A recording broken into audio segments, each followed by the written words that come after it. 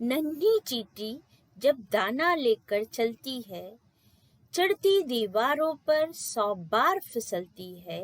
मन का विश्वास रगों में साहस भरता है, चढ़कर गिरना गिरकर चढ़ना ना अखरता है। आखिर उसकी मेहनत बेकार नहीं होती, कोशिश करने वालों की कभी हार नहीं होती। यस स्टूडेंट्स, हमारे पाठ एवरेस्ट मेरी शिखर यात्रा की लेखिका बचेंद्री पाल के ऊपर निम्नलिखित पंक्तियां बिल्कुल उचित प्रतीत होती हैं। बचेंद्री पाल का जन्म 24 मई 1954 को उत्तरांचल के चमोली जिले में बम्पा नामक गांव में हुआ था। बचेंद्री पाल की माता का नाम हंसा देवी और पिता का नाम कृष्ण सिंह पाल था। पिता की आमदनी अधिक न होने के कारण बचेंद्री पाल को 8वीं कक्षा के आगे की पढ़ाई का खर्चा सिलाई कढ़ाई करके जुटाना पड़ा। ऐसी विषम परिस्थितियों के बावजूद भी उन्होंने एमए संस्कृत और बीएड तक की शिक्षा हासिल की। बचेंद्री पाल को बचपन से ही पहाड़ों पर चढ़ने का बड़ा चाव था। उनका परिवार साल के कुछ महीने एक ऊंचाई वाले गांव में और कुछ महीने पहाड़ के नीचे तराई में बसे गांव में बिताता था।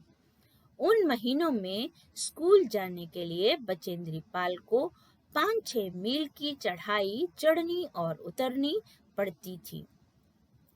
पढ़ाई समाप्त करके वे इंडियन माउंटेन फाउंडेशन दल में शामिल हो गईं।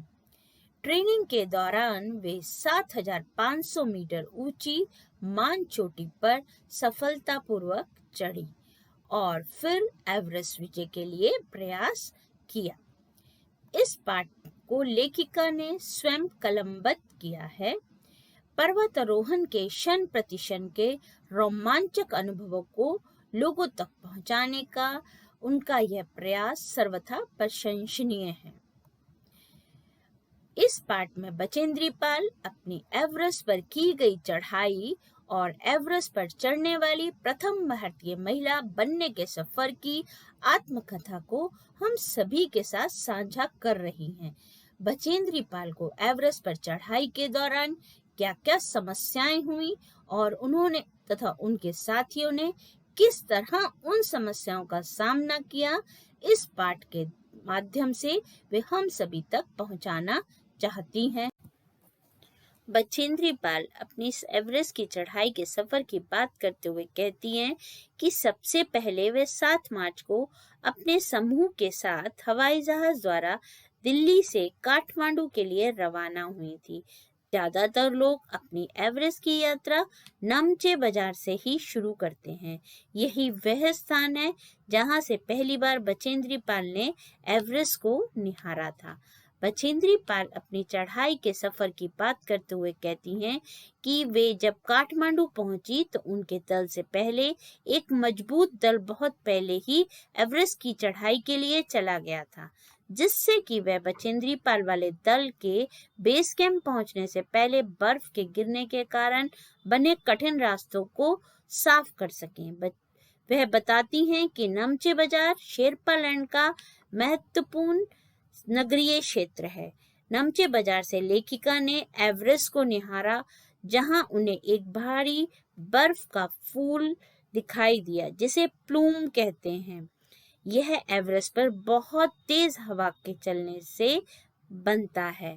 प्लूम यानी कि तेज हवा के चलने से जब बर्फ उड़ती है तब वहां पर एक फूल की आकृति बनती है जिसे प्लूम कहा जाता है।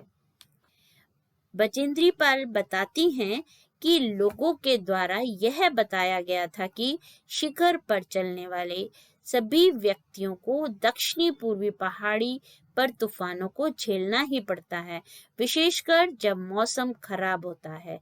तब उनका दल 26 मार्च को पेरिस पहुंचा तो उन्हें बर्फ के कारण एक शेरपा कुली की मृत्यु का दुखद समाचार मिला। 16 शेरपा कुलियों के दल में से एक की मृत्यु हो गई थी और 4 घायल हो गए थे।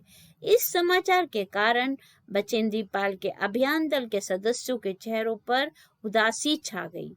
उनके दल के नेता कर्नल खुल्लर ने सभी सदस्यों को कहा कि एवरेस्ट पर चढ़ाई करना कोई आसान काम नहीं है। वहां पर जाना मौत के मुंह में कदम रखने के बराबर है। बचेंद्री पाल बताती हैं कि उनके उपनेता प्रेमचंद, जो पहले वाले दल का नेतृत्व कर रहे थे, वे भी 26 मार्च को पेरिस लौट आए।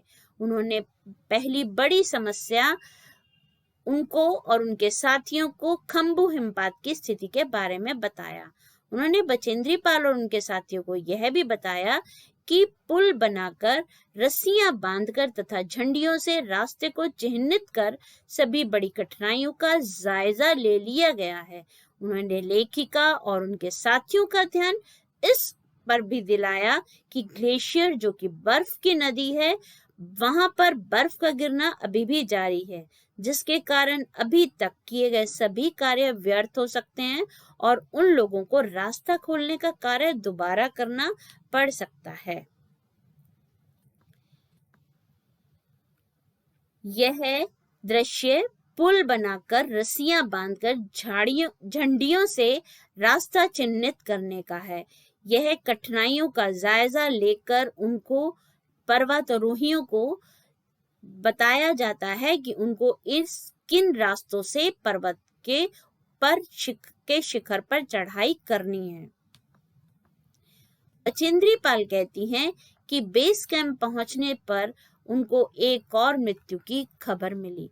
जलवायु के सही ना होने के कारण एक रसोई सहायक की मृत्यु हो गई थी। निश्चित रूप से अब बचेंद्री पाल और उनके साथी आशा उत्पन्न करने की स्थिति में नहीं चल रहे थे। सभी घबराए हुए थे।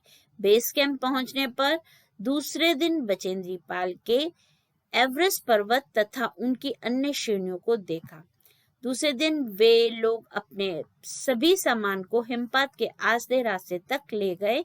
डॉक्टर मीनू मेहता ने बचेंद्री और उनके साथियों को एल्यूमीनियम की सीढ़ियों से अस्थायी पुलों का बनाना, लट्ठों और रस्सियों का उपयोग, बर्फ की आड़ी तिरछी दीवारों पर रस्सियों को बांधना और उनके पहले दल के तकनीकी कार्यों के बारे में बताया और उन्हें विस्तार से इन सब कार्यों की जानकारी दी। धन्यवाद। हम इसके आगे की पार्ट को नेक्स्ट वीडियो में पढ़ेंगे।